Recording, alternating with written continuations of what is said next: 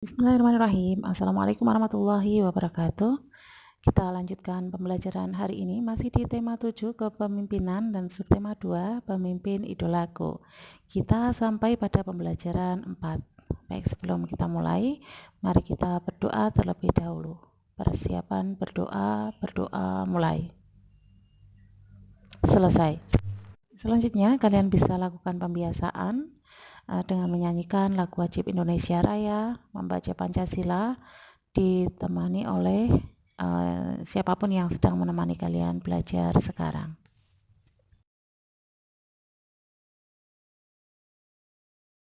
Baik, kita lanjutkan. Anak-anak, pada masa pubertas merupakan proses perubahan menuju kematangan fisik dan seksual. Sehingga pada fase ini setiap anak siap untuk menjalankan fungsi reproduksinya.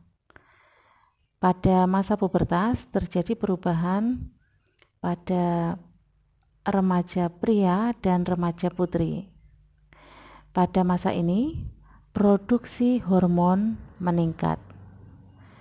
Peningkatan produksi hormon ini menyebabkan aktifnya kelenjar minyak dan kelenjar keringat.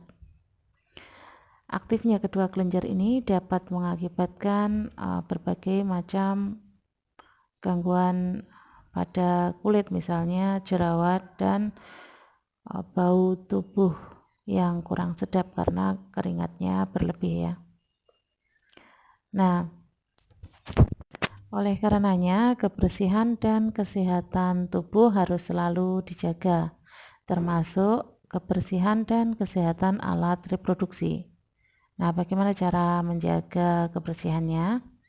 Kemarin kita sudah belajar, sekarang diulang lagi supaya lebih memahami ya bagaimana cara merawat alat reproduksi, menjaga kebersihan alat reproduksi kita. Yang pertama, kita bisa biasakan untuk mengenakan pakaian dalam dari kain katun. Kenapa kain katun? Karena kain katun akan menyerap keringat sehingga kita terhindar dari kelembapan. Kelembapan pada lipatan kulit dapat menyebabkan tumbuhnya jamur kulit. Nah, meskipun demikian, kita tetap harus menggantinya sesering mungkin ya. Jadi ganti pakaian dalam setiap kali habis mandi atau setiap saat kamu merasa lembab. Jadi tidak harus 4 kali, berapa kali, dihitung harus berapa kali ya. Kalau sudah merasa lembab, ya sudah diganti. Nah, berikutnya, bilaslah setiap kali habis buang air kecil. Gunakan air yang bersih. Jangan, biasanya kalau anak laki-laki gitu akan tidak ribet ya. Di perjalanan terus dibuang ke samping pohonan kemudian tidak dicuci, tidak dibersihkan. Ini seharusnya biasakan untuk membilas setiap kali habis buang air kecil supaya tidak terjadi gatal-gatal. Gunakan air bersih setelah dibasuh, dikeringkan dengan handuk atau tisu. Dimulai sekarang biasakan bawa tisu kemana-mana ya. Tisu yang bisa untuk dipaket, bisa untuk di saku itu bisa dibawa kemana-mana untuk persiapan. Baik, yang ketiga, bagi remaja putri ini nanti akan mengalami yang namanya menstruasi. Menstruasi itu umumnya datang bulan, dikatakan datang bulan karena datangnya 1 bulan sekali. Nah, ini maksudnya adalah keluarnya darah haid. Nanti jangan heran, oh ini ada apa ini ya? Apa ini keluar apa itu? Itu namanya adalah darah haid. Nah, kalau sudah keluar darah haid berarti kalian sudah balik ya, sudah wajib sholat. Kemudian gunakan pembalut yang lembut. Ya. Ganti setiap kali pembalut yang kalian pakai terasa lembab. Begitu lembab udah diganti saja. Nah, ganti setiap kali habis dari buang air, pokoknya terasa lembab diganti ya. nggak usah hitung berapa kali ya, minimal di sini 4 kali, tapi biasanya ya lebih dari itu ya, sesering mungkin diganti lebih bagus. Kemudian untuk anak perempuan ini membersihkan alat kelaminnya ini dilakukan dari menyiramnya ya, membasuhnya, menyiramnya dari arah depan ke belakang. Kemudian untuk anak laki-laki segera khitan, yang belum sunat siapa segera khitan untuk mencegah terjadinya penularan penyakit yang seperti penyakit seksual dan resiko kanker penis. Segera khitan, apalagi sudah kelas 6.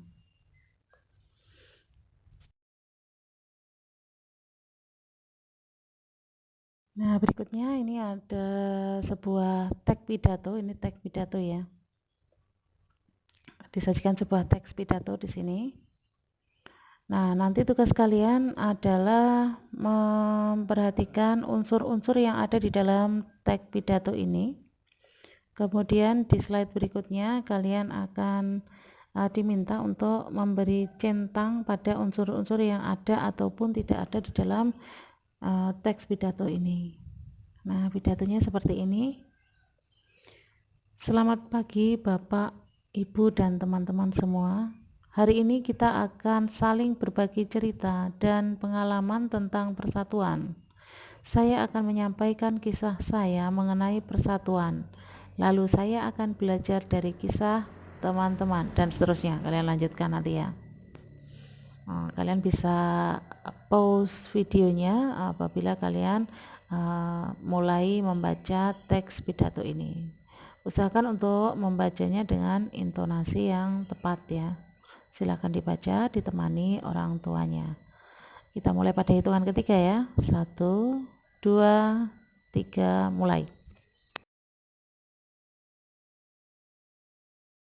Nah, di sini tugasnya, tugas dari teks pidato tadi ya. Kalian lihat di sini kriteria yang harus ada di dalam teks pidato atau unsur-unsur yang harus ada dalam teks pidato. Yang pertama, ada 1 sampai 8 ya. Nomor 1, teks pidato memiliki bagian pembukaan. Nah, tadi ada atau tidak ada. Kalau ada, centang ada, tidak ada, centang tidak ada. Kalau ada, dicentang pada kolom ada ya. Apabila tidak ada, dicentang pada kolom tidak ada. Tadi ada apa tidak? Salam bagian pembukanya. Kalau salam tadi ada ya, sepertinya selamat pagi dan seterusnya. Kemudian teks pidato memiliki bagian inti, ada apa tidak? Kalau ada, centang ada, tidak ada, centang tidak ada. Kemudian nomor 3, bagian inti teks pidato menjelaskan tentang topik yang dibahas dengan lengkap. Lengkap apa tidak tadi yang akan dibahas. Kalau lengkap tulis ada, tidak lengkap tulis tidak ada. Bagian inti pidato memuat contoh-contoh yang mendukung topik. Ada contoh-contohnya apa tidak. Terus kemudian teks pidato memiliki bagian penutup. Bagian penutupnya ada apa tidak? Kalau ada, centang bagian ada, kolom ada. Bila tidak ada, centang pada kolom yang tidak ada. Jangan dicentang semua, ada dan tidak ada dicentang semua dalam satu garis. Ini bingung namanya ya. Nomor 6, teks pidato memiliki kalimat ajakan. Nah, marilah kita, atau yang lain tadi dicari ada apa tidak. Kemudian nomor 7, teks pidato memberi inspirasi bagi pembaca. Apa kalian terinspirasi? Tadi membahas persatuan ya. Apakah kita terinspirasi untuk bersatu? Nah, bagian mana yang menunjukkan apabila kita terinspirasi, bagian mana yang menunjukkan atau kalimat mana yang menunjukkan inspirasi tersebut. Kemudian nomor 8, sebagian besar kata yang digunakan dalam teks menggunakan kosakata baku. Nah, ada apa tidak yang tidak baku. Biasanya kalau untuk pidato formal itu menggunakan kosakata baku ya, bukan tidak baku.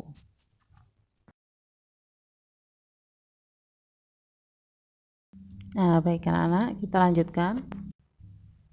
Persatuan memang sangat penting untuk bisa bekerja sama. Tidak mungkin bisa dilakukan kerjasama atau terjalin kerjasama apabila tidak terjalin persatuan.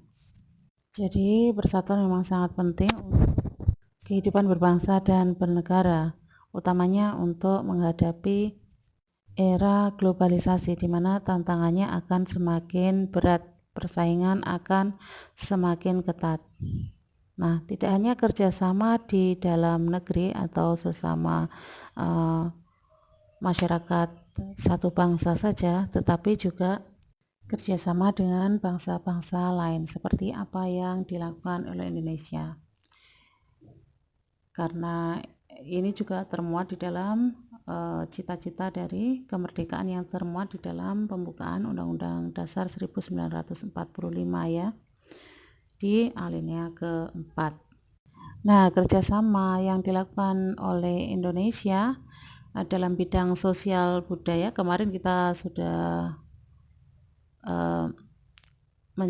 membahas tentang peran-peran Indonesia di bidang ekonomi, sosial.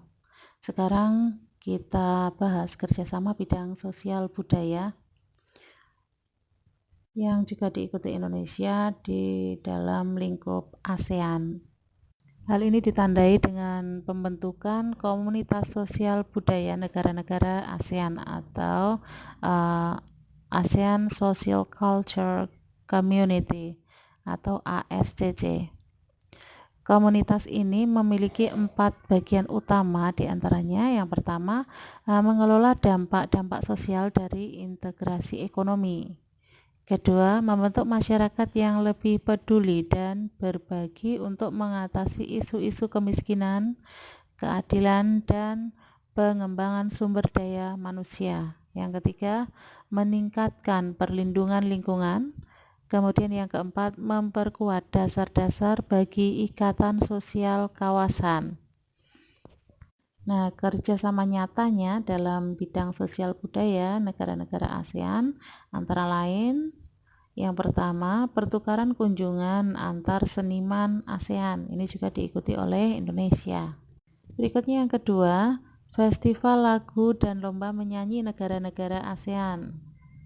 Dulu ada namanya Asia Bagus ya. Kemudian yang ketiga, kerjasama promosi pariwisata.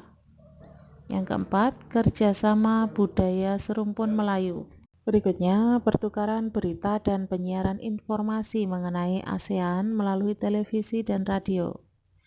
Yang keenam, menyelenggarakan pesta olahraga SEA Games setiap 2 tahun sekali.